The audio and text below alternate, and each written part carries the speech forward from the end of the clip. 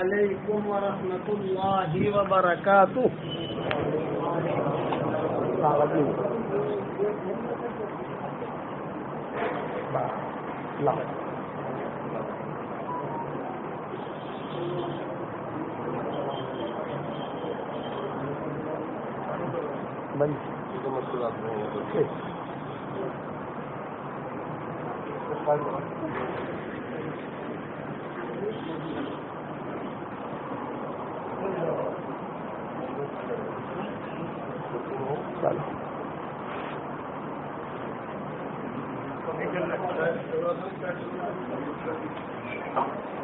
یہ ہو رہا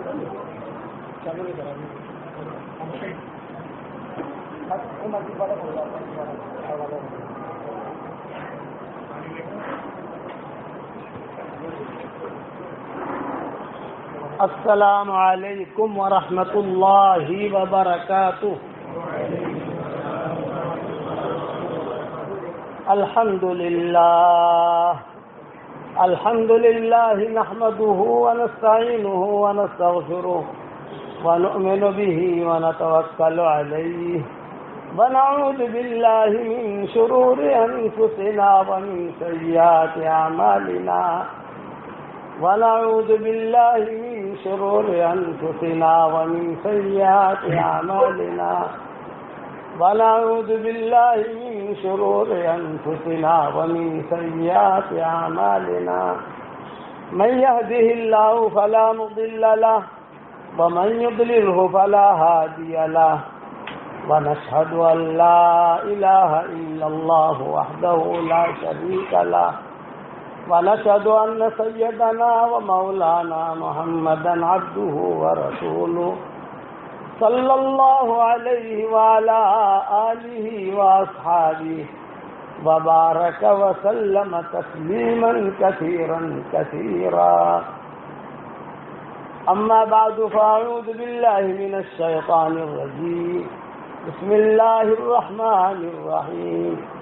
يا أيها الذين آمنوا توبوا إلى الله توبة نصوحا عسى ربكم أن يكفر عنكم سيئاتكم ويدخلكم جنات تجري من تحتها الأنهار يوم لا يخزي الله النبي والذين آمنوا معه نورهم يسعى بين أيديهم وبأيمانهم يقولون ربنا أتمم لنا نورنا واغفر لنا انك على كل شيء قدیر. صدق اللہ العظیم. قابل احترام ہماری مائیں، بہنیں، بیٹیاں، بہوئیں، ہماری بچیاں اور ہمارے ساتھی، مختصر وقت میں مختصر نصیحتیں میری آپ سن لیجیے اور اس پر عمل کرنے کی کوشش کیجیے. انشاءاللہ دنیا میں بھی روشن رہو گے اور چمکو گے، اور مرنے کے بعد بھی انشاءاللہ روشن رہو گے اور چمکو گے. کرو گے انشاءاللہ بھائی؟ سب سے پہلی نصیحت یہ ہے کہ حدیث شریف میں آتا ہے 10 مرتبہ اگر کوئی آدمی سورہ اخلاص پڑھ لے تو جنت میں اس کے لیے ایک محل تیار ہو جاتا ہے فوراً. یہ نہیں کل ملے گا، پرسوں ملے گا، 3 مہینے کے بعد ملے گا، 1 سال کے بعد فلیٹ ملے گا، یہ نہیں ہے. 10 مرتبہ سورہ اخلاص یعنی قل هو اللہ احد اللہ الصمد لم یلد ولم یولد ولم یکن له کفوا احد پڑھ لے تو جنت میں اس کے لیے ایک بہت بڑا بنگلہ تیار ہو جاتا ہے. تو آج کل ہمارے شاگرد دنیا میں بہت ہے ماشاءاللہ. واٹس ایپ پر سبق آپ لوگ بھی سنتے ہوں گے ماشاءاللہ. تو میں اپنے شاگردوں کو آج کل کہتا ہوں کہ 313 مرتبہ سورہ اخلاص پڑھنے کی عادت ڈال دو تو 104 مرتبہ قرآن شریف پڑھنے کے برابر اللہ ثواب دے گا، اور روزانہ 31 بنگلے جنت میں تیار ہو جائیں گے انشاءاللہ. اور کوئی انکم ٹیکس والا آ کر آپ کو پریشان نہیں کرے گا. دنیا میں اگر ایک بنگلہ بنا لو آپ انکم ٹیکس والوں کو جواب دینا پڑتا ہے نہیں پڑتا؟ ایک دکان لے لو، زمین لے لو، کوئی پلاٹ لے لو، تو انکم ٹیکس والوں کو بتانا پڑتا ہے کہ دیکھو سب انکم ٹیکس والے آتے ہیں، روزانہ 31 بنگلے تیار کرو اور اللہ کی بینک میں جمع کرو۔ میری نصیحت یہ ہے کہ دلی میں تو پراپرٹیاں ہم نے بہت بنا لی، دکان بھی بنا لیے ماشاءاللہ، مکانات بھی بنا لیے، پلاٹ بھی لے لیے، کاروبار بھی چمکا دیا۔ ہماری دعا ہے کہ اللہ تعالیٰ اور چمکائے اور برکت دے عافیت کے ساتھ، لیکن مرنے کے بعد میں بھی جنت میں ہی پراپرٹی بنائی۔ یہ جنت میں پراپرٹی بنانے کا آسان نبی نسخہ ہے۔ حضور صلی اللہ علیہ وسلم نے حضرت عمر رضی اللہ تعالیٰ عنہ سے کہا تھا کہ عمر 10 مرتبہ سورہ اخلاص پڑھ، جنت میں اللہ تعالیٰ تیرے لیے ایک محل بنائے گا۔ تو حضرت عمر نے کہا کہ حضرت 10 مرتبہ سورہ اخلاص پڑھوں اور جنت میں اللہ تعالیٰ میرے لیے ایک محل بنائے، یہ تو بہت آسان ہے، بہت سستا ہے، میں تو بہت محل بناؤں گا۔ تو حضور صلی اللہ علیہ وسلم نے فرمایا جتنے بنانے ہو بنا بھائی، تو بناتے بناتے تھک جائے گا، اللہ دیتے دیتے نہیں تھکے گا۔ اسی لیے میں اپنے ساتھیوں کو کہتا ہوں، ہمارے ماؤں بہنوں بیٹیوں کو کہتا ہوں کہ رات کو اگر نیند نہ آوے تو یوٹیوب مت دیکھو، ادھر ادھر کی باتیں مت سنو، جنت میں بنگلہ بناتے بناتے سو جاؤ، سورہ اخلاص پڑھتے پڑھتے سو جاؤ، تو انشاءاللہ اللہ تعالیٰ وہ بنگلہ بھی خواب میں دکھا دے گا آپ کو۔ ہاں کہہ دے تو نے جو بنگلہ بنایا یہ ہے تیرا۔ ہمارا دین تو اتنا آسان ہے، تو پڑھو گے انشاءاللہ بھائی۔ اچھا ایک ساتھ نہیں پڑھنا، تھوڑا تھوڑا کر کے، میں بہنیں روٹیاں بناتے بناتے، چائے بناتے بناتے، آپ لوگ موٹر سائیکل چلاتے چلاتے، دکان پر جاتے جاتے۔ اب تو اللہ کا شکر ہے ہمارے ہاں بمبئی میں جو بچے ہوتے ہیں نا چھوٹے، مدرسے میں جاتے ہیں، پیدل جاتے ہیں، تو ہمیں رستے ہی ملتے ہیں، کہتے ہیں دادا ابو مدرسے میں جاتے ہوئے 3 بنگلے میں نے بنا دیے اور آتے ہوئے 3 بنگلے بنا دیے، یعنی جاتے ہوئے میں نے 30 مرتبہ سورہ اخلاص پڑھ لیا اور آتے ہوئے 30 مرتبہ پڑھ لیا، میرا بنگلہ ہو گیا۔ یہ ایسا وظیفہ آپ کو بتا رہا ہوں کہ اس کے بعد انشاءاللہ اللہ تعالیٰ سے جو دعا مانگو گے اللہ آپ کی دعا قبول کرے گا، بہت مجرب ہے۔ سورہ اخلاص کی جتنی فضیلتیں حدیث میں آئی ہے اور کسی سورت کی نہیں آئی، حالانکہ سورہ فاتحہ بھی ہے، سورہ بقرہ بھی ہے، سورہ کوثر بھی ہے، ساری صورتیں ہیں۔ یہ سورت کی جتنی فضیلتیں حدیث شریف میں آئی ہے کسی اور سورت کے نہیں آئی۔ جب مکہ والوں نے حضور صلی اللہ علیہ وسلم سے پوچھا انصب لنا ربک،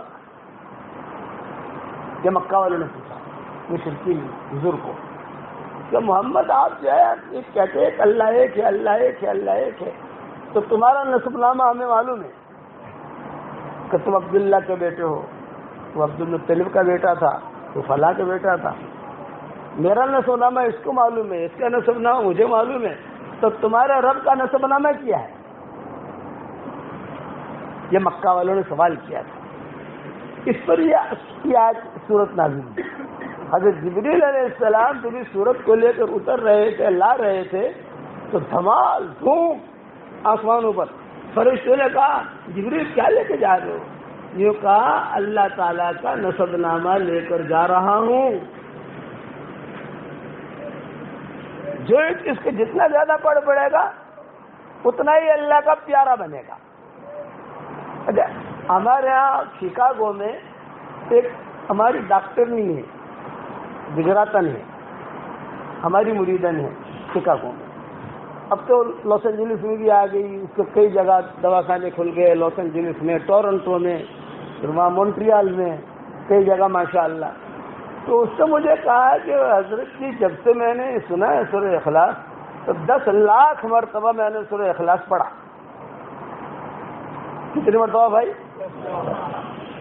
5 لاکھ تو میں نے آپ کو ہدیہ کر دیا، مجھے ہدیہ کر دیا، اور 5 لاکھ اس نے اپنے لیے رکھا۔ اگر 5 لاکھ تو آپ کو ہدیہ، آپ میرے استاد ہیں، تو آپ نے مجھے سکھایا تو میں نے پڑھنا شروع کیا، اور 5 لاکھ میں نے میرے لیے رکھا۔ لیکن حضرت مجھے ایک بات کا جواب دیجئے، بنگلے ملیں گے؟ میں نے کہا میں کروڑ مرتبہ قسم کھا کے کہتا ہوں کہ ملیں گے. ایک قسم نہیں، کتنی قسم بھائی؟ لیکن کروڑ قسم کھاؤ گے، ایک قسم کھاؤ، یہ کیوں ہوتی ہے؟ مطلب کہ تاکید کے لیے قسم. میں اس لیے میں کہتا ہوں قسم کھا کے کہ یہ حدیث صحیح ہے، مسند احمد میں ہے. حضور صلی اللہ علیہ وسلم نے عمر کو کہا تھا، ایک قصہ مشہور ہے، مجھے میرے نبی کی بات پر یقین ہے، جو یقین کی راہ پہ چل پڑے انہیں منزلوں نے پناہ دی، جنہیں وسوسوں نے ڈرا دیا وہ قدم قدم پر بہک گئے. اللہ کے نبی کی بات پر یقین، مجھے یقین ہے. تو اس نے کہا ابو جی ٹھیک ہے. ابو جی کہتی ہے ابو جی ٹھیک ہے الحمدللہ میں پڑھوں گی اور انشاءاللہ اور بھی پڑھوں کہ بس 10 لاکھ پر اسٹاپ. میں نے کہا نہیں جتنے بنا لو بنا. اس نے سوال اور کیا، ابو جی اتنے سارے محل جنت میں بنیں گے تو کریں گے کیا؟ کہ بھاڑا آئے گا کہ نہیں آئے گا؟ رینٹ سمجھ گئے، کرایہ. میں نے کہا کہ کرائے کی فکر 2 قومیں کرتی ہیں، ایک گجراتی ایک پنجابی. جو پنجابی ہوتے ہیں ان کو کرائے کی فکر بہت ہوتی ہے، اور جو گجراتی ہوتے ہیں انہیں بھی کرائے کی فکر بہت ہوتی ہے. تو مطلب کہ کرایہ سے بھاڑو آپ سے کہ نہیں گجراتی زبان میں کہ کرایہ آئے گا کہ نہیں آئے گا وہاں؟ میں نے کہا دیکھیے ڈاکٹر صاحب وہاں کرایہ تو نہیں آئے گا، تو اس سارے بنگلے کریں گے کیا؟ میں نے کہا تم فکر مت کرو ڈاکٹر صاحب، جب جنت میں جائیں گے انشاءاللہ وہاں جا کر مشورہ کر لیں گے، تم بنائے جاؤ. اور یہ شہر جو بھی آدمی یقین کی راہ پہ چلے گا، جو یقین کی راہ پہ چل پڑے انہیں منزلوں نے پناہ دی، جنہیں وسوسوں نے ڈرا دیا وہ قدم قدم پر بہک گئے. اس لیے آپ لوگ بھی پڑھو گے انشاءاللہ بھائی. اور بڑے تجربے ہیں سورہ اخلاص پر، اس کی فضیلت پر ایک حدیث بیان کر دوں. حدیث بہت ہے، میں نے میری کتابوں میں لکھی ہے سب جگہ. میرا جو قرآن کا ترجمہ ہے ریاض القرآن، اس کے اندر بھی مقدمے کے اندر بھی اس کے اندر میں نے لکھی اس کے فضائل سارے. لیکن ایک قصہ سنا دوں. ایک صحابی تھے، ان کا نام تھا معاویہ ابن معاویہ لیثی انصاری. یہ مدینہ منورہ کے تھے، بہت بیمار تھے. تو تبوک کا جو سفر ہوا حضور صلی اللہ علیہ وسلم کا، اتفاق یہ تھا کہ تبوک کے سفر میں جا نہیں سکے معاویہ ابن معاویہ لیثی انصاری بیماری کی وجہ سے. اب حضور صلی اللہ علیہ وسلم تبوک پہنچے اور یہ مدینہ میں تھے. مدینہ منورہ سے تبوک 650-700 کلومیٹر ہے. حضور صلی اللہ علیہ وسلم تو پہنچ گئے وہاں، اور مدینہ منورہ میں بیمار ہے. حضرت جبریل آئے تبوک اور آ کر یہ کہا کہ حضرت وہ معاویہ ابن معاویہ لیثی انصاری ان کا انتقال ہو گیا ہے مدینہ منورہ میں، اور کوئی دفن کرنے والا وہاں نہیں ہے، سب لوگ یہاں آ گئے. ہم کیا کریں؟ فرشتے آئے ہیں آسمانوں سے، یہ پوچھنے آئے ہیں تو جنازے کی نماز ہم وہیں پڑھ لیں مدینہ میں اور بقیع میں دفن کریں، یا ان کا جنازہ جو ہے سب تیار کر کے یہاں لے آئے تبوک. آپ نے فرمایا لے لی بھی، ان کو تیار کرو، غسل دو، کفن دو اور ان کو لے کر یہاں آؤ. کہ سارے فرشتے جنازے کو اٹھا کر مدینہ منورہ سے تبوک لائے. حضور صلی اللہ علیہ وسلم سارا مجمع وہاں تھا. حضور صلی اللہ علیہ وسلم نے جنازے کی نماز پڑھ گئی. پھر جبریل نے پوچھا کہ حضرت اب جنازے کی نماز تو ہو گئی، یہاں دفن کر دیں تبوک یا بقیع میں لے جائیں؟ آپ نے فرمایا نہیں بقیع میں دفن کو. اب یہی فرشتے اٹھا کر بقیع لے جانے لگے. تو حضور صلی اللہ علیہ وسلم نے حضرت جبریل کو بلایا، جبریل، اور آہستہ سے پوچھا یہ معاویہ ابن معاویہ لیثی انصاری کا اتنا استقبال کیوں ہوا؟ اعزاز ہے نا، فرشتے آسمانوں سے آ رہے ہیں اور جنازہ لے کر تبوک آ رہے ہیں، واپس لے جا رہے ہیں، پھر حضور صلی اللہ علیہ وسلم جنازے کی نماز پڑھ رہے ہیں. بہت بڑا اعزاز ہے. یہ احساس کیوں ہوا؟ تو حضرت جبریل نے جواب دیا حضرت اس لیے اعزاز ہوا ہے کہ یہ سورہ اخلاص بہت پڑھتا تھا. یہ بہت بڑی فضیلت ہے. سورہ اخلاص بہت پڑھتا تھا اٹھتے بیٹھتے. دوسری حدیث یہ ہے کہ حضرت ابو ذر غفاری رضی اللہ تعالی عنہ حضور صلی اللہ علیہ وسلم کے قریب مدینہ منورہ میں بیٹھے ہوئے تھے. حضرت جبریل آئے, کہا یا رسول اللہ اہذا ابا ذر, کیا ابو ذر ہے؟ آپ نے فرمایا ہاں یہ ابو ذر ہے. جبریل خاموش ہو گئے. حضور صلی اللہ علیہ وسلم نے پوچھا جبریل تم ان کو کیسے پہچانتے؟ حضرت جبریل نے کہا کہ حضرت آسمانوں میں دھوم مچی ہوئی ہے, ان کی آسمانوں میں دھوم مچی ہوئی ہے. مدینہ والے ان کو اتنا نہیں پہچانتے جتنا ہم آسمان والے پہچانتے ہیں. آپ نے فرمایا کیوں؟ انہیں ان کے اندر دو عادتیں ہیں. ایک عادت تو یہ ہے کہ ان کے اخلاق اچھے ہیں, اور دوسری عادت یہ ہے کہ یہ سورہ اخلاص بہت پڑھتے ہیں. اٹھتے بیٹھتے چلتے پھرتے سورہ اخلاص بہت پڑھتے ہیں. یہ دو حدیث میں نے بیان کی. تیسری حدیث سن لو. ایک صحابی تھے وہ بہت سورہ اخلاص پڑھتے تھے. کسی نے پوچھا ہوں تو سورہ اخلاص کیوں پڑھتے ہو؟ تو کہتے تھے مجھے پسند ہے, میرے اللہ کی تعریف ہے اس کے اندر, میرے اللہ کی تعریف, میرے اللہ کی بڑائی, میرے اللہ کا مقام اس میں مجھے پسند ہے. حضور صلی اللہ علیہ وسلم تک بات پہنچی. آپ صلی اللہ علیہ وسلم نے ان سے پوچھا صحابی سے مجھے سورہ اخلاص سے پیار ہے؟ ہاں مجھے بہت پیار ہے. جا جب تجھ کو اگر سورہ اخلاص سے پیار ہے تو اللہ کو بھی تجھ سے پیار ہے. آپ بھی کہو سورہ اخلاص سے ہمیں پیار ہے انشاءاللہ. پڑھو گے سورہ اخلاص؟ یہ میں نے مختصر حدیث میں بیان کی ہے. اس کے علاوہ سینکڑوں چیزیں میری کتابوں میں, میری تفسیروں میں, میرے جو بھی بیانات ہیں یوٹیوب پر پڑے ہوئے ہیں, سب جگہ میں لکھ چکا ہوں, بیانات کر چکا ہوں. اس لیے ایک تو یہ ہدیہ ہے میری طرف سے, قبول کرو گے انشاءاللہ. اب ایک قصہ اور سناؤں. آج سے تقریباً 19 سال پہلے یا 20 سال پہلے میری تفسیر ہوتی تھی وہاں بمبئی میں نواب مسجد میں. تو میں باہر نکلا تو ایک لڑکی 28 سال کی عمر, کنواری, رومال دینا تھی, پردے کے ساتھ وہ کھڑی ہوئی تھی.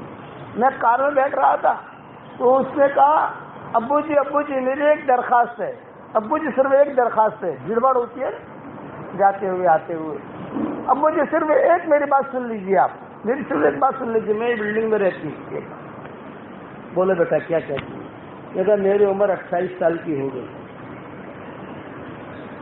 کہیں میرا نکاح نہیں ہو رہا ہے. نکاح والے آتے ہیں دیکھنے کے لیے آتے ہیں, میں بھی جو سرما لگا کر بن ٹھن کے بیٹھتی ہوں, دیکھ کے جاتے ہیں اور بس کہتے ہیں کہ اچھا دیکھیں گے, جواب دیں گے, پھر واپس نہیں آتے. اور یہ ہانا کرتے کرتے آج یہ 28 سال کی ہو گئی. اب میری عمر جو ہے یہ کمزوری کی طرف جا رہی. بھائیوں کے سب کی شادیاں ہو گئی,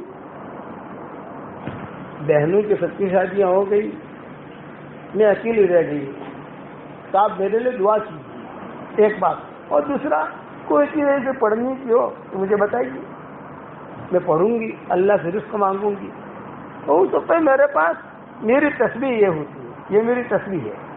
اس کا نام ہے جاندار, شاندار, مالدار, دیندار, ایماندار. کتنے نام ہے بھائی؟ 5 نام. جاندار, شاندار, مالدار, دیندار, ایماندار. میرے پاس میری آپ کی تصویر تھی. میں نے کہا دیکھ بیٹا میں ایک وظیفہ بتاؤں, تو پڑھے گی؟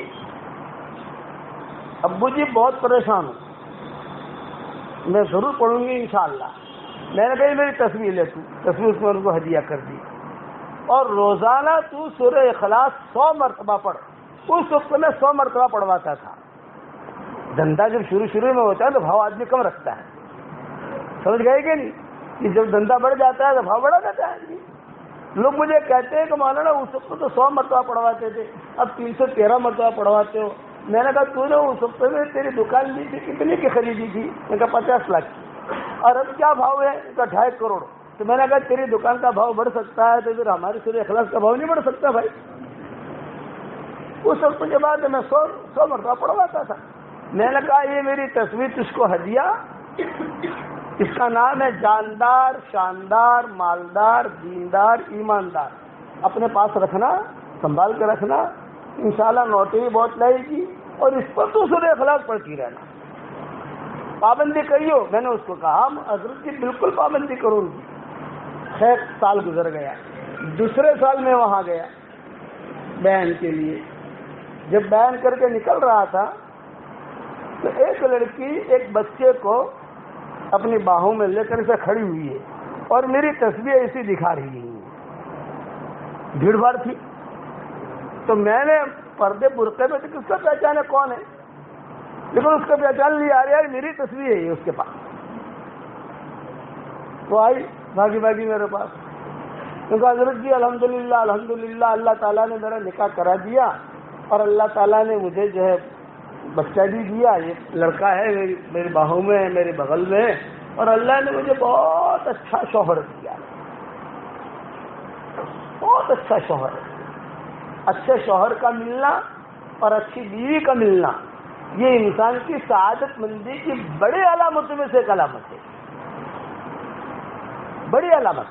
لیکن آج کل دنیا کے اندر ایک فیشن چلا ہے, آج کل دنیا میں ایک فیشن چلا ہے, اور وہ کیا فیشن؟ بے دین دیندار بننا, میٹھا لہجہ بنا کر لوگوں کی زندگیاں اجاڑنا. آپ سمجھ گئے؟ دلی والے تو سب بالغ ہیں ماشاء اللہ, سب سمجھدار ہیں. آج کل دنیا میں فیشن بہت بنا ہوا ہے بے دین دیندار. بے دین دیندار کا کیا مطلب؟ کہ چہرہ حلیہ سب دینداری کا ہے, لیکن زندگی میں دین نہیں ہے. میٹھا لہجہ, بہت میٹھی بات کریں گے, یہ ہے یہ, اور بیچارہ آدمی پھنس جاتا ہے, اور پھنسا کر اس کی زندگی اجڑ جاتی ہے. میٹھا لہجہ یہ فیشن چلا ہے دنیا کے اندر. یہ بھی قیامت کی علامتوں میں سے ایک علامت ہے. کیسے لوگ پیدا ہوں گے, پتہ نہیں کیوں سے پیدا اچھا ہے کہ خراب ہے مارکیٹ کے اندر.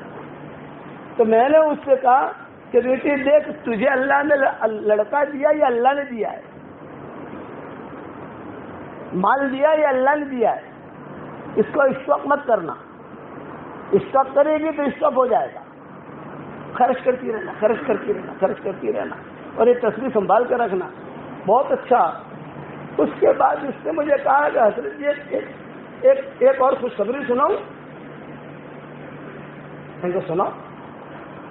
خوشخبری یہ ہے کہ میرے محلے میں, میری بلڈنگ میں کئی لڑکیاں تھیں, وہ مجھے کہتی تھی کہ ارے حلیمہ تیری شادی کیسے ہو گئی؟ تجھ سے زیادہ تو ہم اسمارٹ ہیں. اس وقت تجھ سے زیادہ تو ہم اسمارٹ ہیں, ہماری شادیاں نہیں ہوتی, تیری کیسے ہو گئی؟ تو میں کہتی تھی جاندار, شاندار, مالدار, دیندار, ایماندار. تصویر بتاتی تھی. اگر سب کو میں نے سورہ اخلاص کا وظیفہ دیا, الحمدللہ سب کی شادیاں ہو گئی.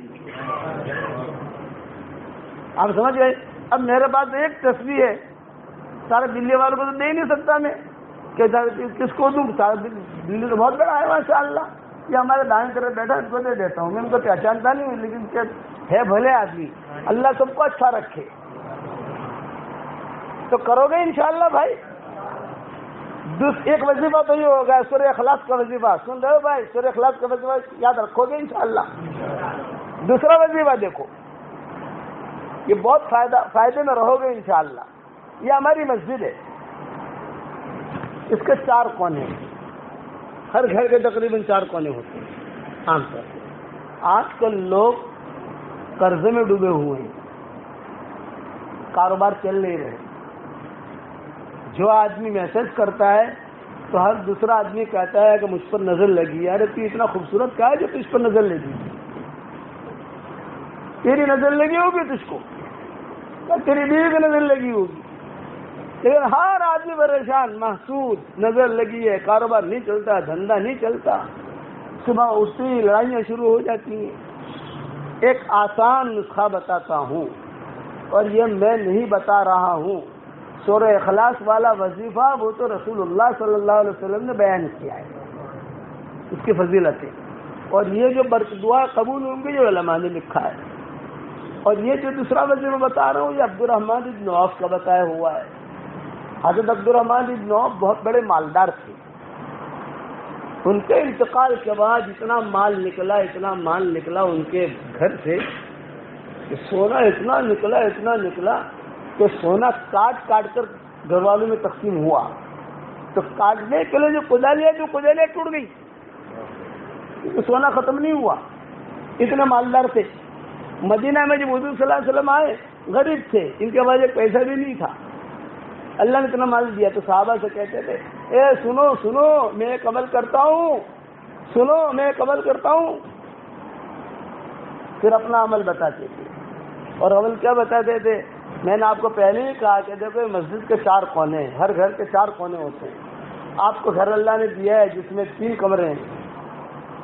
اللہ نے آپ کو گھر دیا ہے جس میں 5 کمرے ہیں. تو 5 کمروں میں یہ عمل نہیں کرنا ہے، صرف 1 کمرے میں کرو گے تو انشاءاللہ آپ کے سارے گھر پر اس کا اثر پہنچ جائے گا انشاءاللہ.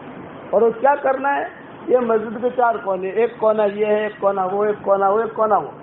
ہر کونے میں 24 گھنٹے میں 1 مرتبہ آیت الکرسی پڑھ کے دم کر دینا ہے. آسان ہے. اتنا آسان مولوی آپ کو دلی میں نہیں ملے گا جتنا آسان کر کے سمجھائے. تو میں بھی دلی کا بیٹا ہوں، مرکز کا بیٹا ہوں. میں بھی تو رہا ہوں نا یہاں، میرے ابا کے ساتھ میں بھی رہا ہوں یہاں. ابا نے اگر 35 سال گزارے ہیں تو میں نے 30 سال گزارے ہیں. ہم بھی گھومے ہیں یہاں پر سب جگہ پر. بیان میں گئے، اجتماعات میں گئے، عیدگاہ میں آتے تھے، وہاں آتے تھے. اس لیے آسان کر کے سمجھا رہا ہوں آپ کو. ہر کون اچھا بیٹی پڑھ لے کوئی حرج کی بات نہیں، بیوی پڑھ لے کوئی حرج کی بات نہیں. 24 گھنٹے میں 1 مرتبہ کرنا ہے، چاہے رات میں کرو چاہے دن میں کرو. اچھا ٹائم اس کا تہجد کا ہے. تہجد میں عام طور سے آدمی اٹھتا نہیں ہے. اگر اٹھو کر لو تو بہت اچھا ہے، نہیں تو فجر بعد کر لو، ظہر بعد کر لو، عصر بعد کر لو، کبھی بھی کر لو. آپ اس سے فائدہ یہ ہوگا کہ گھر کے اندر سے انشاءاللہ سارے جنات، سارے شیاطین بھاگ جائیں گے. اس گھر میں شیطان رہ نہیں سکتا. حدیث شریف میں آتا ہے جس گھر میں آیت الکرسی پڑھی جاتی ہے اس گھر میں شیطان رہ نہیں سکتا، بھاگ جاتا ہے، ڈرتا ہے. اس 4 کونوں میں پڑھوا رہا ہوں. تو پہلا فائدہ یہ ہوگا کہ جنات، جادو، نظر، شیطان، ان سب کے شر سے اللہ بچا لے گا. ایک فائدہ. دوسرا فائدہ کہ ہم دنیا میں ہیں تو ہمیں مال کی بھی ضرورت ہے. بھی مال کی بھی ضرورت ہے نا. حلال مال چاہیے اور زیادہ چاہیے. مال بھی حلال چاہیے اور زیادہ بھی چاہیے. تو اللہ تعالیٰ اس کی برکت سے مال بھی دے گا انشاءاللہ. اور یہ کس کا بتایا ہوا نسخہ ہے؟ حضرت عبد الرحمن ابن عوف رضی اللہ تعالی عنہ، جن کو حضور صلی اللہ علیہ وسلم نے تاج الایمان کہا. جب آپ صلی اللہ علیہ وسلم کا انتقال کا وقت قریب آیا تو ساری مائیں جو ہے وہ بیٹھی ہوئی حضور کے پاس. تو حضرت ام سلمہ رضی اللہ تعالی عنہا نے حضور صلی اللہ علیہ وسلم سے پوچھا کہ حضرت آپ کا تو کچھ پتہ نہیں، صبح ہوتی ہے آپ کی یا نہیں ہوتی یہاں مدینہ میں، یا شام ہوتی ہے نہیں ہوتی، اب تو چلاؤ ہے. اور کچھ باتیں میں پوچھنا چاہتی ہوں لیکن مجھے شرم آتی ہے پوچھتے ہوئے، لیکن چونکہ میں آپ کی بیوی ہوں اس لیے میں سب کے سامنے پوچھ لوں تاکہ سب کو پتہ چل جائے کبھی اس مسئلے کا کیا. تو حضور صلی اللہ علیہ وسلم نے آ کے کون بات کر رہی تھی؟ دیکھو ام سلمہ. امہات المومنین جو تھی ان کے 2 ٹولیاں تھیں. ایک ٹولی کی ذمہ دار حضرت عائشہ تھی اور ایک ٹولی کی ذمہ دار ام سلمہ تھی. یہ مسئلہ ہوتا اگر ام سلمہ اور حضرت عائشہ دونوں کسی بات پر متفق ہو جائے تو کوئی گڑبڑ نہیں ہوتی تھی، معاملہ چلتا رہتا تھا. لیکن ایک نے بھی مخالفت کر دی، ایک نے بھی، تو حضور ٹینشن میں آ جاتے تھے. یہ کیا کرنا، ایک متفق ہے ایک متفق نہیں ہے. یہ ام سلمہ کا قصہ ہے. حضور جو آرام فرما رہے تھے، جب آرام فرما رہے تھے اور انتقال کا وقت قریب تھا، بس 1-2 دن کے بعد انتقال ہونے والا ہے، اور کراہ رہے تھے حضور صلی اللہ علیہ وسلم. تو حضرت ام سلمہ نے سوال کیا کہ حضرت ایک بات میں پوچھنا چاہتی ہوں، لیکن تھوڑا سا دل تو یہ لگتا ہے کہ موت کے وقت میں یہ بات پوچھوں یا نہ پوچھوں. آپ نے فرمایا نہیں پوچھو، کیا پوچھنا چاہتی ہیں؟ یہ فرمایا حضرت آپ کے دنیا سے جانے کے بعد ہمارے خرچے کا کیا ہوگا؟ خرچہ، کیونکہ نبی کا مال تو میراث میں تقسیم نہیں ہوتا. ان الانبیاء لم یورثوا دینارا ولا درہم. ہمارے یہاں میراث ہوتی ہے نا، کہ نبی کے مال میں میراث نہیں ہوتی، وہ تو پوری امت کا حق ہوتا ہے. اس لیے کہا ان الانبیاء لم یورثوا دینارا ولا درہم. وہ دینار اور درہم کا موارث نہیں بناتے لوگ. یہ سارا کا سارا جو ہے امت کے لیے جاتا ہے، امت کے لیے ہوتا ہے. اور حضور کے پاس تو کچھ تھا ہی نہیں. تو حضور صلی اللہ علیہ وسلم سے ام سلمہ نے پوچھا کہ حضرت آپ کے دنیا سے جانے کے بعد ہمارے گھر خرچے کا کیا ہوگا؟ تو حضور صلی اللہ علیہ وسلم نے جواب دیا اور یہ کہا تم بالکل فکر مت کرنا، ایک صادق الایمان آدمی آئے گا جو تمہارا خرچہ اٹھائے گا. نام نہیں لیا آپ نے، اتنا جملہ کہا، ایک صادق الایمان آدمی آئے گا جو تمہارا خرچہ اٹھائے گا. جب حضور صلی اللہ علیہ وسلم ام سلمہ پوچھتی تو صادق الایمان کون؟ جب دیکھے تو صحیح کون آدمی. صادق الایمان کا مطلب ایمان کا پکا، ایمان کا سچا، اللہ کا محبوب، نبی کا محبوب، وہ آ کر تمہارا خرچہ اٹھائے گا. ام سلمہ کہتی ہے کہ حضور صلی اللہ علیہ وسلم کا وصال ہو گیا، اب ہم فکر میں تھی کہ ہمارے خرچے کا کیا ہوگا. یہ عبد الرحمن ابن عوف ہے، مال بہت تھا. انہوں نے اعلان کر دیا کہ دیکھو ماؤں کو بیت المال میں سے جو ملے گا وہ تو ان کا حق ہے، بیت المال میں سے ملے گا، وہ تو مختصر ملتا ہے، لیکن باقی کا اوپر کا سارا خرچہ میرے ذمہ ہے. سارا کے سارا جو ہے خرچہ عبد الرحمن ابن عوف نے اٹھایا. اتنا بڑا آدمی تھا حضرت عبد الرحمن ابن عوف. حضور صلی اللہ علیہ وسلم کو ہم سے بہت محبت تھی. ایک بات یاد رکھنا، ایک مضمون بیان کر رہا ہوں. آپ صلی اللہ علیہ وسلم کو ہم سے بہت محبت تھی. آپ کا انتقال کا وقت جب قریب آیا اور جبریل علیہ السلام آ گئے، حالانکہ جبریل جو ہے روح قبض کرنے کے لیے نہیں آتے، روح قبض کرنے کے لیے اسرائیل آتے ہیں، لیکن حضور کا جب انتقال کا وقت آیا تو آسمان کے سارے فرشتے اعزاز میں اترے ہیں اور کسی نے دستک دی. حضرت عائشہ بیٹھی ہوئی تھی، حضرت فاطمہ بیٹھی ہوئی تھی. تو حضور نے آنکھ کھولی تو دستک کون دے رہا ہے دیکھو. تو حضرت عائشہ تو گئی نہیں، لیکن حضرت فاطمہ گئی. حضرت فاطمہ جو ہے گئی، اور جانے کے بعد حضرت عائشہ جو ہے عمر میں چھوٹی تھی، حضرت فاطمہ عمر میں بڑی ہے.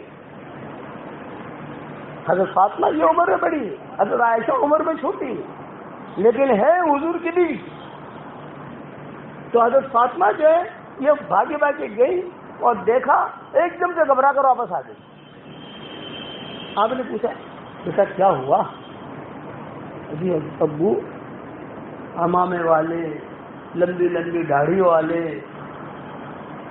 اور لمبے لمبے لوگ، ہاتھوں میں عصا، آنکھوں میں سرما، سب مسجد نبوی بھری ہوئی تھی ایسے لوگوں سے.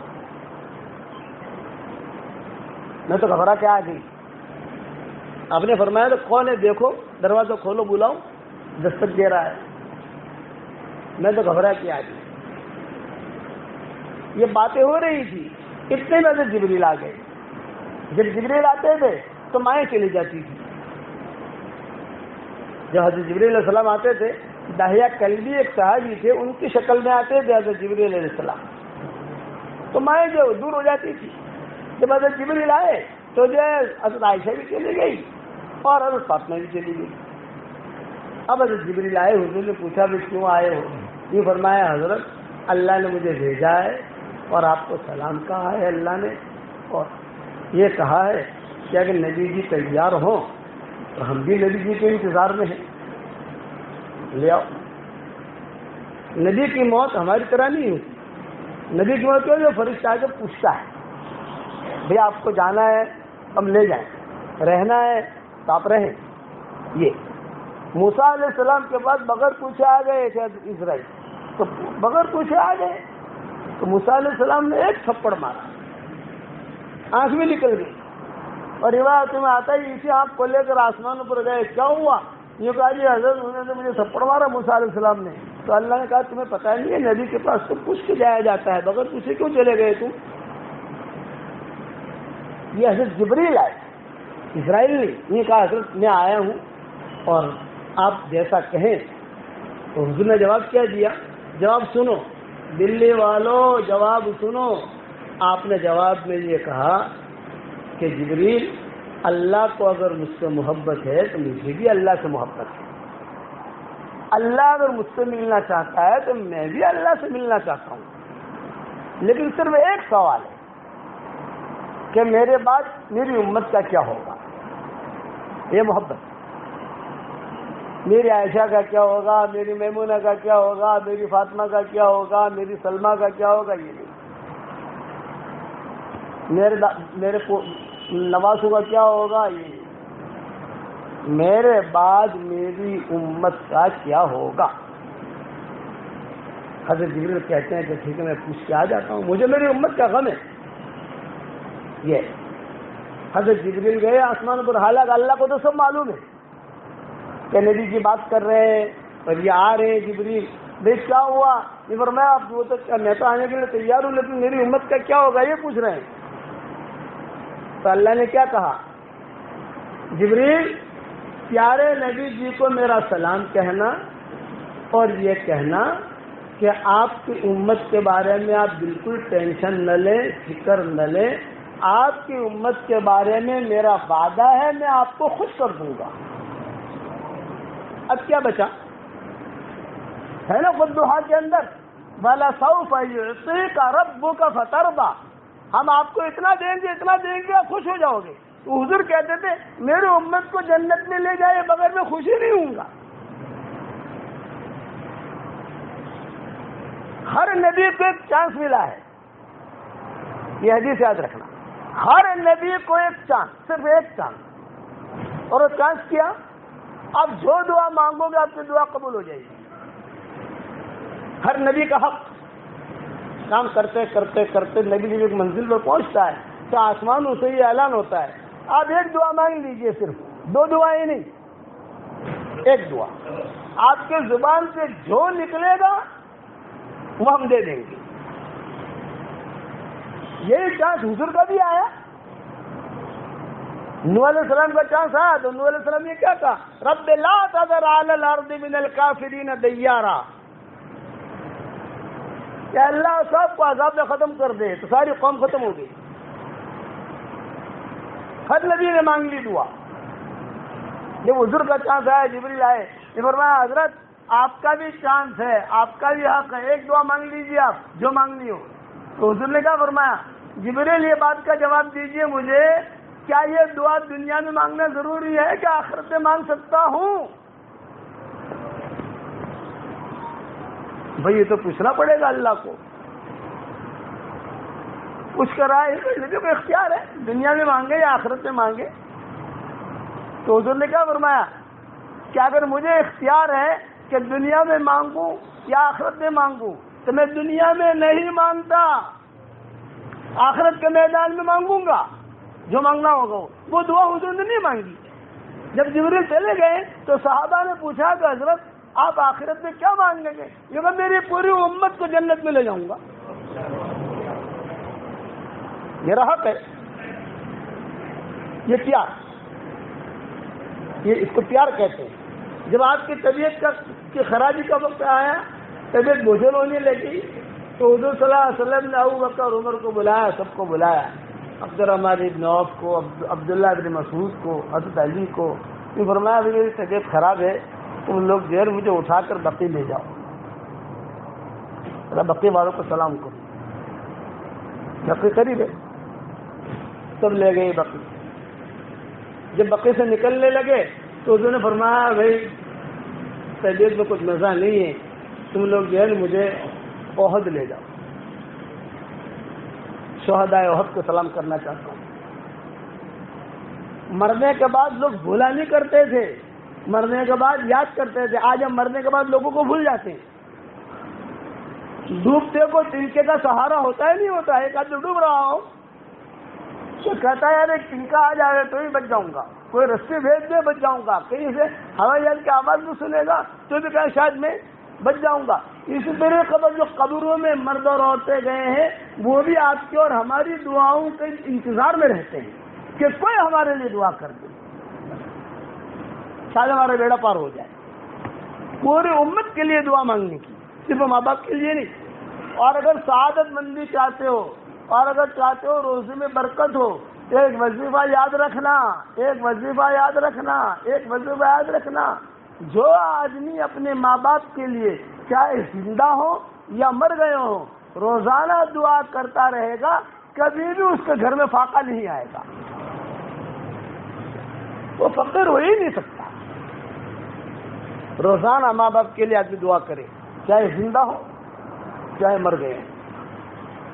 تو حضور صلی اللہ علیہ وسلم نے ابو بکر سے کہا بھائی شہدائے احد مجھے لے چلو. احد بھی قریب ہے, اتنا دور نہیں ہے. وہاں لے گئے, وہاں جا کر حضور صلی اللہ علیہ وسلم نے سلام پڑھا, السلام علیکم یا شہدائے احد. پھر حضور صلی اللہ علیہ وسلم نے فرمایا بس تھوڑے دنوں کے بعد میں تمہارے پاس آنے والا ہوں اور میری تمہاری ملاقات ہوگی وہاں. اور صحابہ سے کہا میں دنیا سے جانے والا ہوں تھوڑے دنوں کے بعد, تم جو میرے جانے کے بعد زیادہ ٹینشن مت لینا, اپنے دین پر جمے رہنا, قرآن حدیث کو مضبوطی سے پکڑے رہنا, دین پر جمے رہنا, اور میری تمہاری ملاقات حوض کوثر پر ہوگی. جب واپس ہونے لگے تو طبیعت تو ٹھیک نہیں تھی آپ کی, تو فرمایا ابو بکر کہاں ہے ابو بکر. جب شہدائے احد کو سلام کر کے واپس آنے لگے تو ابو بکر کہاں ہے ابو بکر. ہاں حضرت میں ہوں. فرمایا میرے بھائیوں کو میرا سلام کہہ دینا. اتنا جملہ کہا آپ نے. کیا فرمایا؟ میرے بھائیوں کو میرا سلام. یہاں بھائیوں سے مراد خالی مرد نہیں ہے, یہاں بھائیوں سے مراد بھائی بہنیں ہیں. بعض مرتبہ حدیث میں مرد کا جملہ آتا ہے اس میں عورت بھی شمار ہو جاتی ہے, بعض مرتبہ حدیث کے اندر عورت کا جملہ آتا ہے اس میں مرد بھی شمار ہو جاتا ہے, اور بعض مرتبہ صرف مرد شمار ہوتا ہے یا بعض مرتبہ صرف عورت شمار ہوتی ہے. تو یہاں جو بھائی کا جملہ کہا حضور نے, اس سے صرف مرد مراد نہیں ہے, اس سے امت کی مرد, امت کے مرد اور امت کی عورتیں مراد ہیں. یعنی ابو بکر میرے بھائی بہنوں کو میرا سلام کہے. تو صدیق اکبر نے سوال کیا السنا اخوانک یا رسول اللہ, اے اللہ کے رسول کیا ہم آپ کے بھائی نہیں ہیں؟ آپ نے فرمایا اللہ تم میرے بھائی نہیں ہو. تو حضرت کون مراد ہے؟ فرمایا میرے بھائیوں سے, بلکہ آپ نے فرمایا لا انتم لستم اخوانی بل انتم اصحابی, تم میرے بھائی نہیں ہو تم میرے صحابہ ہو, ساتھی ہو. یہ جملہ کہا آپ نے, تو تم میرے ساتھی ہو. تو حضرت بھائی سے کون مراد ہے, بھائی بہن کون؟ تو حضور صلی اللہ علیہ وسلم نے فرمایا میرے بھائی بہن وہ ہیں جنہوں نے مجھے دیکھا نہیں ہے, میری باتیں سنی ہے اور میری باتیں سن کر قدم اٹھاتے ہیں. یعنی ہم لوگ, یہ ہماری مائیں بہنوں کی بیٹھی ہیں, وہ یہ نبی کے بھائی بہن, سمجھ گئے کہ نہیں؟ بس 10 مرتبہ سورہ اخلاص پڑھو جنت میں محل تیار ہوگا. ہم نے حضور کو کہتے ہوئے سنا, اس کتابوں میں پڑھا, اور کتابوں میں پڑھ کر ہم نے بتایا آپ کو, علماء نے لکھا. یہ بھائی بہن یہ جتنے بیٹھے ہیں اس وقت میں, جتنے مسلمان مرد اور عورتیں دنیا میں ہیں وہ سب نبی کے بھائی بہن ہیں. یہ فرمایا میرے بھائی بہنوں کو سلام کہنا. آگے بڑھے حضور صلی اللہ علیہ وسلم, تو حضور نے کہا بھئی میری طبیعت بہت خراب ہو رہی ہے, آج میری باری اب میمونہ کے یہاں ہے, اور میری تمنا یہ ہے کہ اگر عائشہ کے یہاں مجھے لے جاؤ مجھے وہاں زیادہ آرام ملے گا, دوائیں وغیرہ پلائے گی, وہ جانتی ہے. آپ نے فرمایا حضرت فکر نہ کریں، ہم آپ کو عائشہ کے یہاں لے جائیں گے، لیکن پھر میری باری تو میمونہ کی ہے، یہ آپ نے فرمایا۔ حضور صلی اللہ علیہ وسلم کو وہیں کھڑا کیا، گھر پہنچ کر آپ نے فرمایا کہ آج میری باری تو میمونہ کے یہاں ہے، لیکن میری طبیعت بہت خراب ہے، اگر سب مائیں جتنی امہات المومنین ہیں یہ سب اگر اجازت دے دیں تو میں عائشہ کے یہاں قیام کر لوں، لیکن مجھے وہاں زیادہ آرام ملے گا۔ تو سب ماؤں نے کہا حضرت بالکل اختیار ہے، آپ جائیے عائشہ کے یہاں رہیے۔ حضرت عائشہ جو ہے دوائیں جانتی تھی، بخار آئے تو کون سی دوائی دینی، سر میں درد ہو تو کون سی دوائی دینی، بے چینی ہو تو کون سی دوائی دینی، ساری دنیا سے دوائیاں حضور کے لیے پہنچی تھی۔ جتنے بڑے بڑے تاجر یا جتنے بڑے بڑے حکام یا اطباء وہ سب دوائیں بھیجتے تھے حضور صلی اللہ علیہ وسلم کے لیے۔ حضرت عائشہ جو ہے برابر لکھ کے رکھتی تھی، یہ دوا فلاں چیز کی ہے، دوا فلاں چیز کی ہے، 10 فلاں چیز کی ہے۔ سب نے خوشی سے اجازت دی۔ اب جب فجر کا وقت آیا، جب فجر کا وقت آیا تو فجر کی نماز کے بعد سب صحابہ ملنے کے لیے آتے تھے۔ صحابہ سے مراد رشتے دار، ابو بکر ہیں، عمر ہیں، حضرت علی ہیں، حضرت عثمان ہیں، کہ مائیں بھی آ جاتی تھی۔ صدیق اکبر آئے اور صدیق اکبر نے آ کر دیکھا، کہا ارے حضرت آج تو آپ کی طبیعت بہت اچھی ہے، ماشاء اللہ چہرے پر بشاشت ہے۔ کل احد سے جب واپسی ہو رہی تھی اس وقت میں تو چہرے پر اتنی بشاشت نہیں تھی، آج تو بشاشت ہے۔ حضرت علی نے کہا ہاں حضرت آج تو بہت بشاشت ہے۔ سب نے تو حضرت ابوبکر نے کہا کہ حضرت اجازت ہو تو میں بابو لاوالی ہو آؤں۔ حضرت ابوبکر کی 2 بیویاں تھیں، ایک یہیں رہتی تھی مدینہ میں اور ایک بابو لاوالی میں رہتی تھی۔ بابو لاوالی وہاں سے 15 منٹ کا فاصلہ ہے، 15-20 منٹ کا۔ میرا مکان بھی بابو لاوالی میں ہی ہے، وہیں سے ہم آتے ہیں، حرم شریف میں جاتے ہیں۔ تو حضرت میں اگر ہوا ہوں، بنت خارجہ نام تھا اس کا، بنت خارجہ، اگر آپ اجازت دیں تو بنت خارجہ کے پاس میں ہوا ہوں۔ آپ نے فرمایا ہاں ہوا۔ حضرت فاطمہ نے فرمایا حضرت کئی دنوں سے میں نے حسن حسین کی دیکھ بھال بھی نہیں کی، علی کے کپڑے بھی نہیں دھوئے، سب گھر کا کام باقی ہے، اگر آپ اجازت دیں تو میں بھی سر میں تیل لگا لوں، چوٹی ٹھیک کر لوں، کپڑے ٹھیک کر لوں، مکان صاف کر لوں۔ ابھی ہاں بیٹا تم بھی جاؤ، تم بھی جاؤ۔ مائیں آئیں، اجازت دیتی گئی۔ ماں ایسا کہتی تھی تو ہر آدمی ہر عورت آ کر اجازت مانگتا تھا اور حضور اجازت دیتے تھے، لیکن میں نے حضور سے اجازت نہیں مانگی۔ حضرت عمر کھڑے تھے تو حضور نے فرمایا عمر تم بھی چلے جاؤ۔ نہیں پھر تمہاری ایک بیوی وہاں، نہ میں آپ کو چھوڑ کے نہیں جاؤں گا۔ حضرت عمر نے کہا میں نہیں جاؤں گا۔ سب چلے گئے۔ میں ایسا کہتی جب گھر کے اندر میں اکیلی، چلتے چلتے حضرت عمر نے اتنا جملہ کہا، عائشہ سارے لوگ اپنے اپنے گھروں پر چلے گئے، تم بالکل فکر مت کرنا، میں مسجد نبوی میں قریب میں ہی بیٹھا ہوں، کوئی کام پڑے، کوئی ضرورت ہو، کوئی طبیعت خراب ہو، کوئی آپ کو لگے کہ طبیعت بوجھل ہو رہی ہے، تم صرف ہمیں اطلاع دے دینا، میں میرے ساتھ کچھ حکیم، کچھ اطباء، کچھ لوگوں کو لے کر بیٹھا ہوں، آپ ٹینشن مت لینا۔ میں ایسا کہتی ہے کہ میں مطمئن ہو گئی۔ حضور صلی اللہ علیہ وسلم جو ہے وہ آرام فرما رہے تھے۔ حضرت عائشہ سے کہا عائشہ سانس لینے میں تھوڑی مجھے تکلیف ہو رہی ہے، اگر تم ایسا کرو میرے پیچھے آ کر بیٹھ جاؤ تو میں تمہارے سینے کے اوپر یوں سر رکھ کر تھوڑا سا، یعنی میرا بدن بھی تھوڑا اوپر رہے، میں سو جاؤں، اس سے جو امید ہے کہ سانس لینے میں مجھے سہولت ملے گی۔ حضرت عائشہ کہتی ہے کہ بہت اچھا، پیچھے آ کے بیٹھ گئی۔ گھر میں کوئی نہیں، میں ہوں اور حضور صلی اللہ علیہ وسلم۔ میں پیچھے آ کے بیٹھی، جب بیٹھی میں تو میں حضور صلی اللہ علیہ وسلم کو دیکھ رہی تھی۔ حضور صلی اللہ علیہ وسلم جو زبان سے کچھ جملے کہہ رہے تھے، میں سمجھ نہیں پا رہی تھی وہ کیا کہہ رہے ہیں۔ اتنا مجھے محسوس ہو رہا تھا کہ اللہ اللہ کر رہے تھے، اللہ کو دعائیں مانگ رہے تھے۔ الرفیق الاعلیٰ الرفیق الاعلیٰ، یہ جملہ میں نے سنا، الرفیق الاعلیٰ الرفیق الاعلیٰ الرفیق الاعلیٰ۔ تھوڑی دیر ہوئی تو حضور صلی اللہ علیہ وسلم کو میں نے دیکھا ہے کہ آپ کی گردن جو ہے داہنی طرف ہی لڑکی اور آپ کے منہ مبارک سے لعاب مبارک نکلا، اور وہ لعاب مبارک، تھوک مبارک میرے ہنسلی کے گھڑے میں آ کے گرا۔ بعض لوگوں کی ہنسلی میں کھڈا ہوتا ہے، کیا آپ نے دیکھا ہو، اور بعض لوگوں کی ہنسلی میں کھڈا نہیں ہوتا۔ حضرت عائشہ کی ہنسلی میں کھڈا تھا، تو حضرت عائشہ نے کہا جب آپ کا چہرہ مبارک داہنے طرف یہ لڑکا اور آپ کا منہ مبارک سے جو لعاب نکلا، وہ لعاب نکلتے ہی میرے ہنسلی کے گھڑے میں گرا تو مجھے ٹھنڈک محسوس ہوئی، کمرے میں خوشبو، میں نے کسی کو مرتے دیکھا نہیں تھا۔ تو میں نے کہا حضرت کیا ہو رہا ہے، حضرت کیا ہو رہا ہے؟ حضور صلی اللہ علیہ وسلم کو جواب نہیں دے رہے۔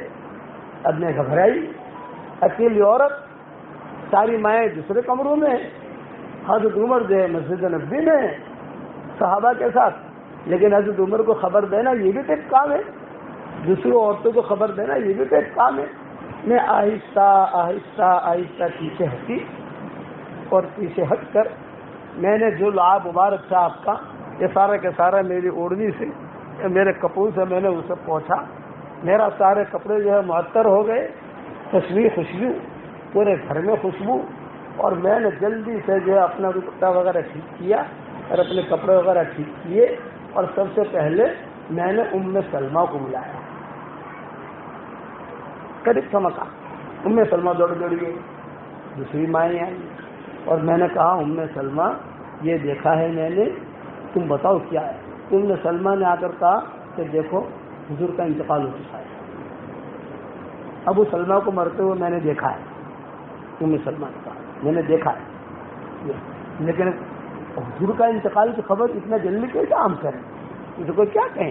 تو ام سلمہ نے کہا اپنی زبان سے تو نکالنا مت، تمہاری زبان سے مت نکالنا، پر میرا نام بھی مت لینا۔ تو حضور کا انتقال ہو گیا، ام سلمہ کہہ رہی ہے کتنا ہو جائے گا، آپ حضرت عمر کو بلاؤ، وہ جو فیصلہ کریں۔ چنانچہ حضرت عائشہ کہتی ہے کہ تو سب چلے گئے، عورتیں تو چلی گئی، میں دروازے پر آئی، اور دروازے پر آ کر زور زور سے یوں آواز لگی، زور سے تو نہیں، آپ زبان سے تو نہیں کہہ سکتے کہ عمر آؤ، پردہ ہے، پھر ام المومنین ہے، لیکن جو دروازہ تھا اس کو زور زور سے کھٹکھٹایا، حضرت عمر جو بھاگے بھاگے آئے۔ عائشہ کچھ کہنا چاہتی ہو کہ فرمایا دیکھو دیکھو جلدی آؤ، تمہارے نبی کو کیا ہو رہا ہے؟ میں بقی کی طرف منہ کر کے کھڑی ہوں پردے کے ساتھ، بقی مشرق کی طرف، تو میں بقی کی طرف منہ کر کے کھڑی ہوں پردے کے ساتھ، دیکھو تمہارے نبی کو کیا ہو رہا ہے، کچھ ہو رہا ہے تمہارے نبی کو۔ تو حضرت عمر کہتے تو پردہ کر کے کھڑی ہو جاؤ، ہم آ رہے ہیں۔ چنانچہ حضرت عمر رضی اللہ تعالیٰ عنہ داخل ہوئے۔ مغیرہ ابن شعبہ نے کہا جب حضرت عمر گئے تو میں نے بھی ہمت کر کے حضرت عمر کے ساتھ داخل ہو گیا۔ وہاں گئے، وہاں جا کر حضرت عمر رضی اللہ تعالیٰ عنہ نے دیکھا آپ کا جسم مبارک، آپ کے ہاتھ مبارک، آپ کے پاؤں مبارک، آپ کا منہ مبارک، سب کو دیکھ کر حضرت عمر نے کہا کہ عائشہ گھبرانے کی بات نہیں ہے، حضور صلی اللہ علیہ وسلم کا انتقال نہیں ہوا ہے، آپ زندہ ہیں، اور بالکل فکر مت کرنا، اتنا ہے کہ گہری نیند میں سوئے ہیں، جب تک سارے کام جو ہے نمٹیں گے نہیں تب تک اللہ اپنے نبی کو اپنے پاس نہیں بلائے گا، بالکل گھبرانا مت، حضور جو ہے وہ گہری نیند میں سوئے ہیں۔ یہ کہہ کر حضرت عمر جو ہے وہ نکل گئے۔ حضرت عائشہ کہتی تھی کہ حضرت عمر تو بول کے نکل گئے، میں نے دیکھا کہ مغیرہ ابن شعبہ بھی آئے ہیں، تو مغیرہ ابن شعبہ خاموش، بے بولتے تو دونوں بولتے ہیں نا، مغیرہ ابن شعبہ بھی کہتے عائشہ بالکل فکر مت کرنا کہ حضور زندہ ہیں، صرف حضرت عمر بول رہے ہیں۔ وَأَمَّا سُكُوتُ مُغِیرَةٍ، یہ کہتی تھی وَأَمَّا سُكُوتُ مُغِیرَةٍ يُحَيِّرُنِي، مغیرہ ابن شعبہ کی خاموشی مجھے پریشان کر رہی تھی، عمر بول رہے ہیں، مغیرہ ابن شعبہ نہیں بول رہے۔ باہر نکلے تو یہ کہتی تھی حضرت عائشہ کہ میں دروازے پر آ کر کھڑی ہو گئی، دیکھو کیا باتیں کرتے ہیں، باتیں کیا کرتے ہیں۔ تو صحابہ وہ بھی آ گئے وہاں مسجد نبوی میں، کیا ہوا کیا ہوا کیا ہوا؟ تو حضرت عمر نے کہا کہ کوئی گھبرانے کی بات نہیں ہے، سخت قسم کی نیند آئی ہے، بہت گہرے سوئے، انتقال نہیں ہوا۔ ایک صحابی نے حضرت مغیرہ بن شعبہ سے پوچھ لیا، وہ بھی ساتھ گئے تھے، بھئی حضرت عمر تو یہ کہہ رہے ہیں، تم کیا کہہ رہے؟ تو مغیرہ بن شعبہ نے کہا عمر جو سمجھے ہیں وہ غلط سمجھے ہیں، میں جو سمجھا ہوں وہ صحیح سمجھا ہوں، یہ اعلان کیا۔ حضرت عائشہ کہتی تھی یہ اعلان میں نے سن لیا، عمر جو سمجھے ہیں وہ غلط سمجھے ہیں اور میں جو سمجھاؤں وہ صحیح سمجھاؤں۔ تو صحابی نے پوچھا آپ کیا سمجھے؟ بھئی میں سمجھاؤں کہ حضور صلی اللہ علیہ وسلم کا وصال ہو گیا ہے۔ میں عائشہ کہتی تھی سب سے پہلے مردوں میں مغیرہ بن شعبہ کی زبان سے جملہ ہم نے سنا، وصال ہو گیا۔ اب جب حضرت عمر نے سنا تو جذبات میں آ گئے کہ کیا بات کرتے ہو تم، خبردار تلوار میرے ہاتھ میں، کسی نے کہا حضور کا انتقال وہ اپنا انتقال سمجھ لے، کسی نے کہا حضور کا وصال وہ اپنا وصال سمجھ لے۔ مغیرہ بن شعبہ گھبرا گئے، ایک دم گھبرا گئے کہ میں کو کچھ بولوں گا تو مجھے قتل کر دیں گے، یہ اتنے جذبات میں۔ ابو بکر تھے نہیں ماں، تو فوراً صدیق اکبر کو اطلاع کی گئی۔ صدیق اکبر آئے، حضرت عمر دروازے پر کھڑے ہیں تلوار لے کر، مسجد بھری ہوئی ہے، ابھی حضور کا انتقال کا اعلان نہیں ہوا ہے، ابو بکر اعلان کریں گے اور کوئی نہیں کرے گا اعلان، اور حضرت عمر دروازے میں تلوار لے کر کھڑے ہیں۔ صدیق اکبر نے کہا عمر کیا ہوا؟ یہ فرمایا کہ حضرت حضور جو ہے آرام کر رہے ہیں، آپ کا انتقال نہیں ہوا ہے، گہری نیند میں سوئے ہیں حضور صلی اللہ علیہ وسلم، اور یہ مغیرہ یہ کہہ رہا ہے حضور کا انتقال ہو گیا۔ خبردار آج کے بعد سے اگر حضور کا نام لیا تو انتقال کا۔ مغیرہ بن شعبہ کہتے ہیں ایسا ڈانٹا مجھے کہ میں بھی ڈر گیا۔ صدیق اکبر کہتے ہیں اچھا ایک کام کرو، مجھے تو جانے دو اندر، میں تو جا کے دیکھوں کیا ہے۔ پھر صدیق اکبر کہتے تھے، روایت میں آتا ہے داخل ہوئے، اور داخل ہوتی ابو بکر کہتے تھے میں نے پاؤں رکھتے ہی میں سمجھ گیا کہ حضور کا وصال ہو گیا ہے، اتنی خوشبو تھی کہ ایسی خوشبو میں نے سنگی نہیں۔ اور جاتے ہی صدیق اکبر نے کہا الصلاۃ والسلام علیک یا رسول اللہ، سب سے پہلے صلاۃ و سلام پڑھنے والے ابو بکر ہیں۔ ہم صلاۃ و سلام پڑھتے ہیں نا بھائی، سب سے پہلے کس نے صلاۃ و سلام پڑھی؟ ایک سوال ہے، صدیق اکبر۔ صدیق اکبر کہتے ہیں میں داخل ہو گیا، جب میں داخل ہوا وہاں گھر میں تو کوئی تھا نہیں، ساری عورتیں اس طرف تھی، تو ماں عائشہ یہ آ گئی ہے، تو صاحب جادی یہ آ گئی، اور پھر آ کر صدیق اکبر سے کہا کہ ابو جی عمر کہہ رہے ہیں کہ نیند میں ہے اور مغیرہ بن شعبہ کہہ رہے ہیں کہ انتقال ہو گیا، تو کیا معاملہ ہے؟ تو صدیق اکبر نے اشارے سے کہا تم کھڑی رہو۔ صدیق اکبر سیدھے آئے آپ صلی اللہ علیہ وسلم کی پیشانی کی طرف۔ ایک پوائنٹ یاد رکھنا، جس کی اچھی موت ہوگی اس کے پیشانی پر پسینہ ہوگا، یہ اچھی موت کی علامت ہے۔ پیشانی پر جس کا پسینہ ہو انتقال کے بعد، یہ اچھی موت کی علامت ہے۔ اور یہ بھی یاد رکھنا کہ انسان کا انتقال کا وقت جب آتا ہے تو سب سے پہلے اس کی زبان بھاری ہو جاتی ہے، کیا سوچ لگتی ہے، آدمی کچھ پڑھ نہیں سکتا۔ اس کے لیے میں کہتا ہوں روزانہ لا الہ الا اللہ لا الہ الا اللہ یہ بہت پڑھا کرو، تاکہ موت کے وقت میں وہ کلمہ آٹومیٹک نکلے گا۔ اور اگر خدا نہ خواستہ تاکہ زبان سے نکل نہیں رہا ہے تو دماغ میں پڑھو، اللہ وہ بھی قبول کرے گا۔ وہ بھی نہیں ہے تو اب دل میں پڑھو، دل تو وقت زندہ رہتا ہے، بعد میں ختم ہوتا ہے نا، دماغ بعد میں ختم ہوتا ہے، دل میں پڑھو۔ اللہ دماغ کی آواز کو بھی جانتا ہے، دل کی آواز کو بھی جانتا ہے، زبان کی آواز کو بھی جانتا ہے۔ پسینہ پہنچا صدیق اکبر اور سیدھے گئے ہاتھ لے کر سارے ہاتھوں پر ہاتھ پھیرتے رہے اور روتے رہے، پاؤں تک گئے، پھر پسینہ آ گیا۔ یہ بھی ایک مرتبہ تو پہنچ لیا نا پسینہ، پھر پسینہ آیا، پھر پہنچا، پھر صدیق اکبر نے حضور صلی اللہ علیہ وسلم کے پیشانی کو بوسہ دیا اور ایک جملہ کہا طیبۃ حیا و میتا طیبۃ حیا و میتا طیبۃ حیا و میتا۔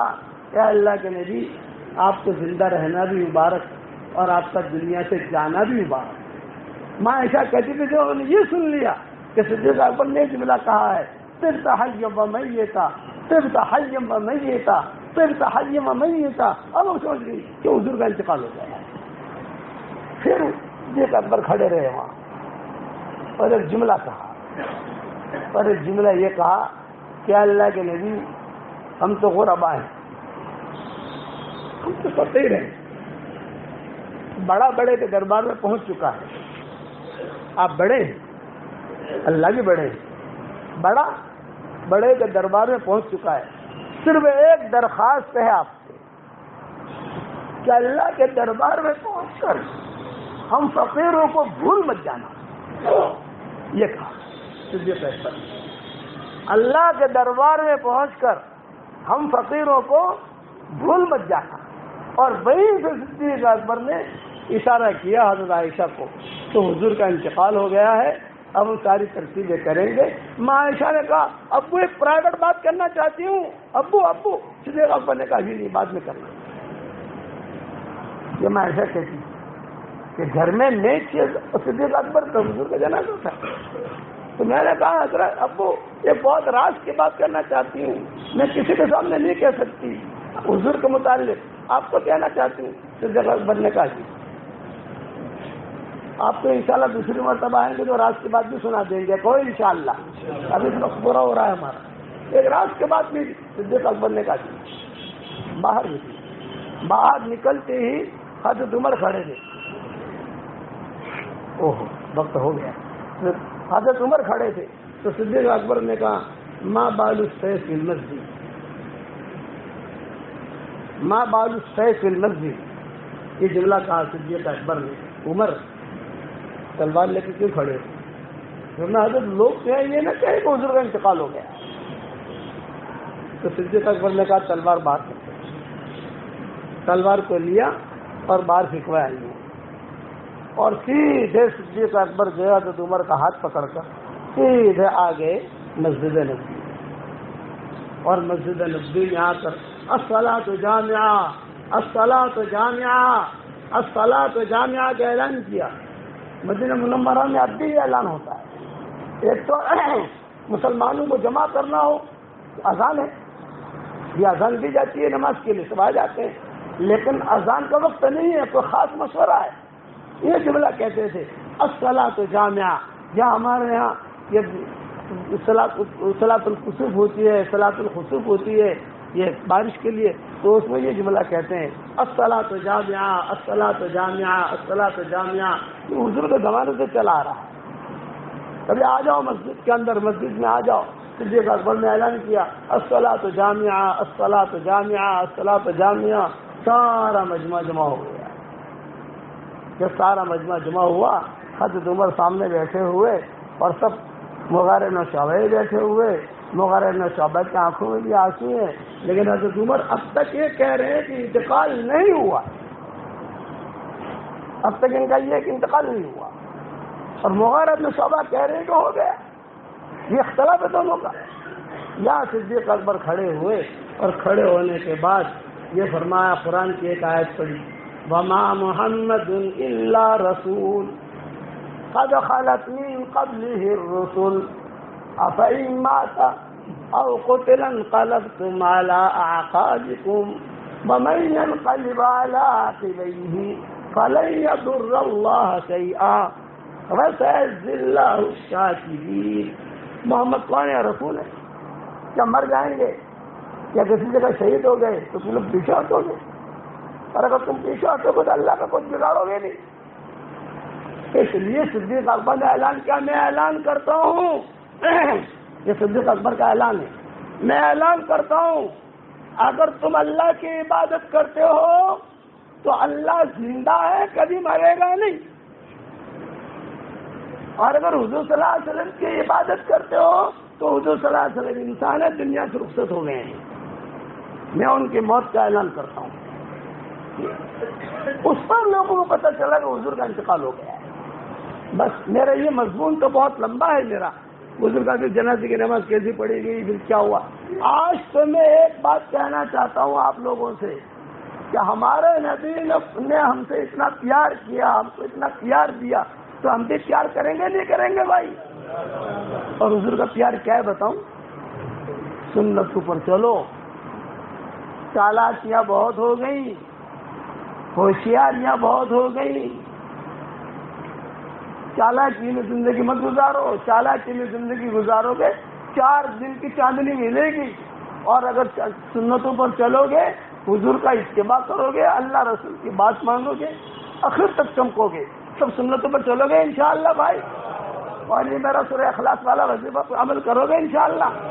اور جو ہمارا دعوت کا کام ہے، آپ گاڑی منگوا لینا، ہمارا دعوت کا کام ہے، سدا بہار ہے، سب لوگ جو ہے دعوت کے کام میں لگو بھائی، 3 دن لگاؤ، چلا لگاؤ، 3 چلا لگاؤ، اور دیکھو قیامت قریب ہے۔ یہ میری بات سننا ہے، اشاروں میں عقل مند کے لیے اشارہ کافی ہے۔ یہ جو حالات چل رہے ہیں دنیا کے اندر، دیکھے ہوں گے، اپنے حالات سنے ہوں گے، یہ سب قیامت کی نشانیاں ہیں چھوٹی بڑی۔ جب قیامت قریب ہو تو کیا ہوتا ہے؟ موج مزہ کرنے کا وقت ہوتا ہے؟ نہیں، یہ حالات ہیں، اور یہ حالات زبردست حالات ہیں۔ ان حالات میں اپنے آپ کو بچانا کیسے؟ یہ کا گناہوں سے بچو، اللہ تعالیٰ کی باتوں کو مانو، قرآن شریف کی تلاوت کرو۔ میری کتاب ہے مومن کا ہتھیار، نام سنا ہوگا آپ نے، مومن کا ہتھیار، آپ کے دلی میں ہر کتب خانے میں شاید ملے گی، صبح شام اسے پڑھو۔ اس میں دجالی فتنے سے حفاظت کا بھی لکھا ہے، اور اس میں سب کچھ لکھا ہے۔ اور میں دعا کرتا ہوں کہ جس اللہ نے ہم سب کو اس مسجد میں جمع کیا، ماؤں بہنوں کو بھی جمع کیا، ہم کو بھی جمع کیا، اللہ تعالی ہم سب کو ہماری قیامت تک کی آنے والی نسلوں کے ساتھ جنت الفردوس میں، ہمارے نبی کے پڑوس میں اللہ ہم سب کو جمع کر دے۔ اچھا، اب ایک وظیفہ بتا رہا ہوں، ایک دعا پڑھو میرے ساتھ، ربنا اغفر لی ولوالدی وللمؤمنین یوم یقوم الحساب۔ جو آدمی یا عورت یہ دعا پڑھ لے گا یا پڑھ لے گی، اس وقت میں دنیا میں جتنے مسلمان مرد اور عورتیں ہوں گے، ان سب کے برابر اللہ اس کے اکاؤنٹ میں نیکیاں داخل کرے گا۔ کتنا بڑا دینے والا ہے اللہ۔ ہماری شریعت کتنی آسان ہے کہ نہیں؟ ایک مرتبہ پڑھنا ہے، ایک مرتبہ اور پڑھ لو، ربنا اغفر لی ولوالدی وللمؤمنین یوم یقوم الحساب۔ دیکھو ہمارے اکاؤنٹ میں نیکیاں آ گئی ماشاءاللہ، 2 مرتبہ آ گئی، کتنا آسان ہمارا دین۔ اس حدیث کا حوالہ میری کتابوں میں لکھتے لکھتے میرے قلم بھی ٹوٹ گئے، اتنے حوالے ہیں اس کے۔ آج کل لوگ حوالہ ارے تم کو حوالے سے مناسبت کیا ہے؟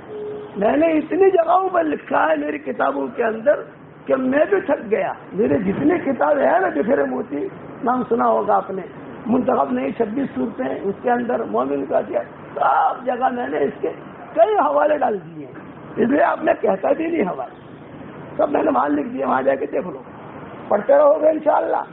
دین ہمارا اتنا آسان ہے، میاں بیوی ایک دوسرے کی طرف پیار سے محبت سے دیکھیں اور دونوں مسکرائیں تو اللہ بھی مسکراتے ہیں۔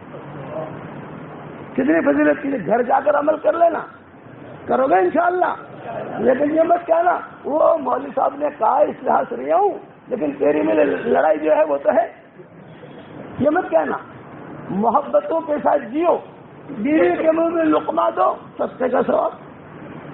میاں بیوی دونوں ایک دوسرے سے صرف مسافہ کرے، حدیث شریف میں آتا ہے، ہاں تو 10 انگلیاں اس کے 10 انگلیاں اس کی، صرف مسافہ کریں تو دونوں کے گناہ ایسے جھڑتے ہیں جیسے آپ اگر نل کھولو تو نل کھولنے سے پانی کے تو دھڑ دھڑ دھڑ گر، ایسے گناہ جھڑتے ہیں۔ کتنی فضیلت کی چیز ہے۔ ایک صحابی آئے حضور صلی اللہ علیہ وسلم کے پاس اور کہا، مجلس بھری ہوئی، اور کہا واہ ذنوبا واہ ذنوبا واہ ذنوبا واہ ذنوبا، یعنی ہائے میرے گناہ، ہائے میرے گناہ، ہائے میرے گناہ۔ تو حضور صلی اللہ علیہ وسلم نے فرمایا کہ قریب آ جاؤ، قریب آ جاؤ۔ ان کے ہاتھ میں لاٹھی تھی، لاٹھی ٹھک ٹھک کرتے کرتے حضور کے سامنے آ کر بیٹھ گئے۔ آپ نے فرمایا گناہ تمہارے ہیں، کتنے گناہ ہوئے؟ یہ کہا حضرت شرم آتی ہے کہتے ہوئے، بڑھاپے نے ڈیرا ڈال دیا لیکن شرم آتی ہے۔ آپ نے فرمایا بتاؤ تو صحیح کیا گناہ کیا تم نے؟